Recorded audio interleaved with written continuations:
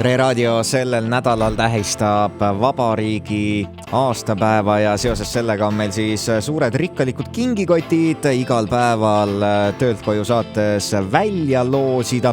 Ja üks nendest, kes on oma auhinnad pannud siia kingikotti, on Must Küüslauk ja Mustast Küüslaugust on mul nüüd siin stuudios Margus Sarmet. Tere, Margus! Ja tere ja suured tänud kutsumast ja Mustast Küüslaugust Eesti rahvale rääkima.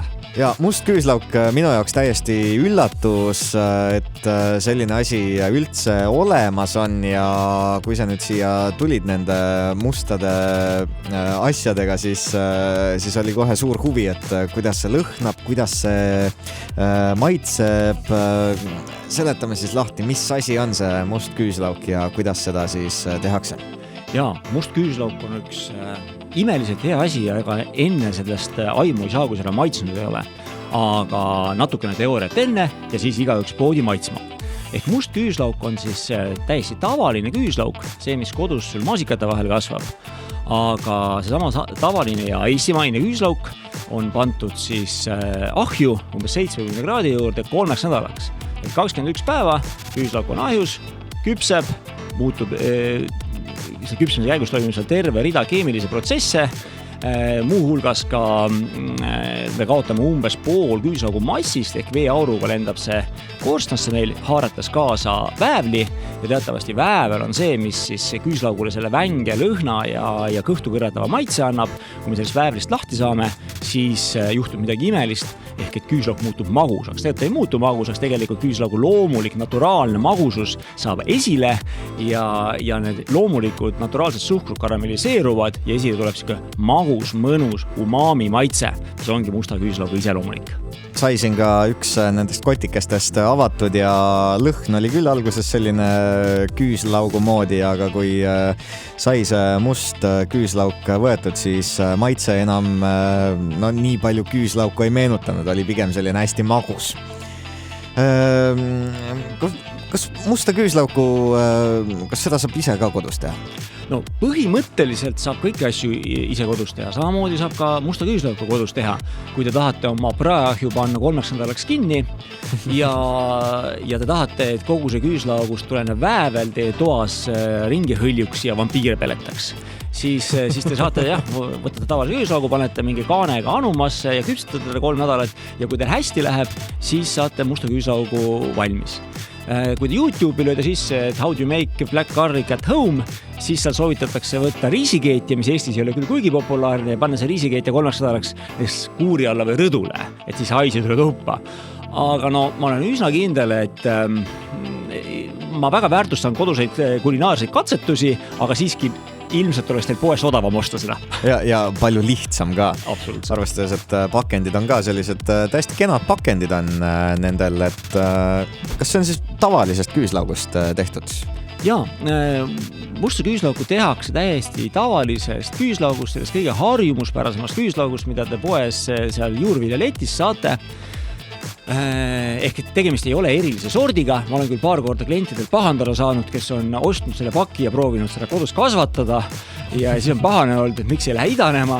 Ma olen ega vastanud, et ega makaronidest nisu ka kasvatada saa, aga see on tavaline küüslauk, mis on siis 3 nädala jooksul saanud väga pika termilise töötlemise, mis on ära küpsetud, sest ta on nagu surnud materjal, aga see on toimunud väga palju keemilisi protsesse, kaasa arvatud on musta küüslaugu antioksidantsus tõusnud 80 korda võrreldes tavalise küüslauguga, mis teeb ta tõelise eestimaise supertoidu, mis aitab tugevdada immuunsust, aitab taastuda haigustest, muu hulgas ka aitab ennetada mõningal määral vähki ja vähiravist taastuda. Ta on väga võimas antioksidant, ehk et antioksidandid siis nagu hoiavad sind pikem ja kauem noorena ja vitaalsena ja tugevana.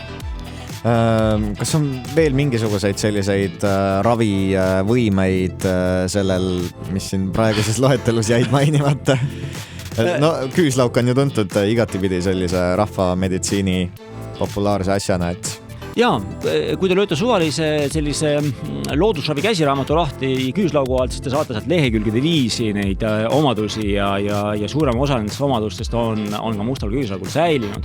Tihti küsitakse, eks ju, et mis nüüd nii pika terminise töötlemisega nendest headest asjadest nii-öelda saab, eks ju. Et palju sealt alles jääb, jah? Jah, aga mis see hea asi on?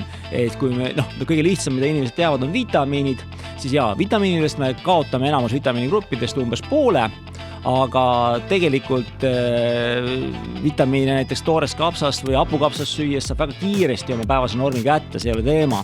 Aga just see antioksidantsus, ülikõrge antioksidantsus on see, mis sellest tervistoetavastest omadustest on küüslaugu puhul just hästi, hästi oluline. See on sama, mida otsitakse punasest veinist või mida otsitakse kotšimarjadest või mida otsitakse astelpajust, eks ju. See on kõigist nendest nimetatud aspektidest oluliselt kõrgem musta küüslaugu antioksidantsus, et see on tema tervislikkuse A ja O.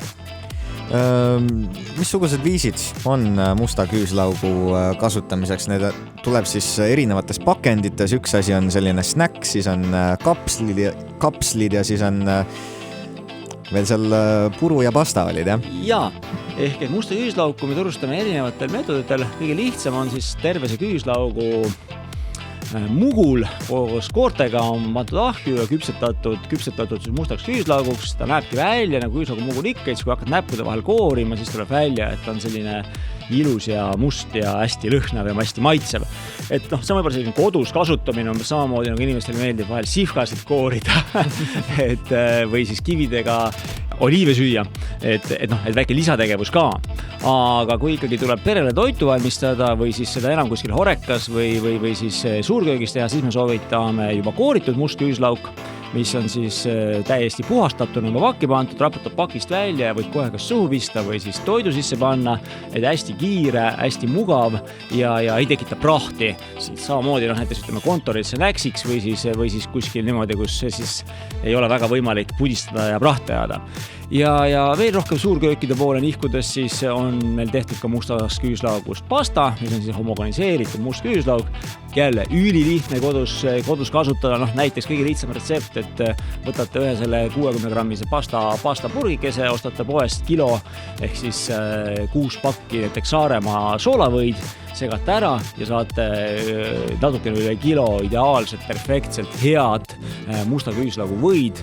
Üllatate oma pere ja naabrid ja külalisi ja kõiki, et ülilihtne ja ülimaitsev, kõik, kes on maitsenud hullud kiidavad.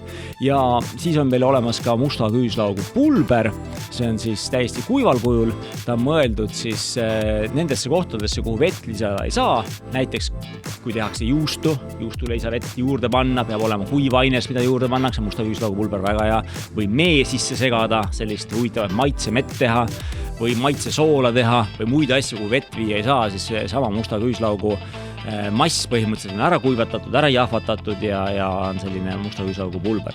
Ja siis meie kõige uuem ja uudistoode on musta küüslaugu kapslid taruvaiguga, mis siis on nendele inimestele, kes kardavad natukene küüslaugu või kelle ei ole, häid kogemusi küüslauguga, siis siin on pandud 90% musta küüslaugu pulbrit ja 10% taruvaiku purustatud ja pandud kapsli sisse, saate tervelt alla neelata või kapsli lahti arutada ja kas lusika peale või jäätise peale raputada näiteks, jube hea. Ja veel, et hästi mugav on kaasas kanda, et kus sa selle küüslaugu pakiga nüüd ikka kontorisse ja koju ja tööle ja vananema juurde lähed, aga kapslit pistad purki ja muudkui krõpsad, sest ikka nagu igasuguse tervisetoidu puhul süstemaatilisus on see A ja O, et 3 kapslit päevas ja kui iga päev võtate, siis aitab väga hästi immuunsust turgutada. Me siin enne rääkisime, sul oli ka üks väga hea lihtne hommikuse smuuti retsept. Jaa, minu lemmik hommikusmuuti on selline, et panete toortatart õhtul likku natukene, siis kui hommik üles ärkate, kallate selle toortatra blenderisse, panete mõne banaani ja siis natuke rosinaid või tatleid sisse ja siis mõne üksiku küüne, ärge üle pingutage, mõne üksiku küüne musta küüslauku lasete siis korralikult selle segamini ja puruks ja siis on sellest toortatra smuutist saanud selline mõnus šokolaadi kreemi maitseline asi, mis on tõeliselt tervislik, eks ju, seal on siis värske banaan, seal on toortatal ja must küüslauk ja maitseb imeliselt. et soovitan kõigil proovida, aga alusta pigem vähemast mustast küüslaugust rohkem. Mustas küüslaugus on kindlasti see mõte, et less is more, et alusta alati vähemast, sest tal see umami maitse, see 5 eriline maitse, see on niivõrd eriline, sa vaad sellega harjumist. Kus kohast neid musta küüslaugu erinevaid tooteid üldse osta saab? Jaa, musta küüslaugu erinevaid tooteid saab osta kõige parematest poodidest, mis meil siin Eestimaa peal on, aga eriti soovitan neid otsida sellistest väiksematest tervisepoodidest, mis siis suurte kaupluste juures on, suurte kauplustes me oleme ka, aga mitte igal pool, ja mustküüslauk.ee kodulehe peal on meil e-pood, kus siis on kõik täisvalik alati olemas ja saate juba järgmiseks või ülejärgmiseks päevaks sealt kõik tellitud kraami Omniva postiautomaati kätte.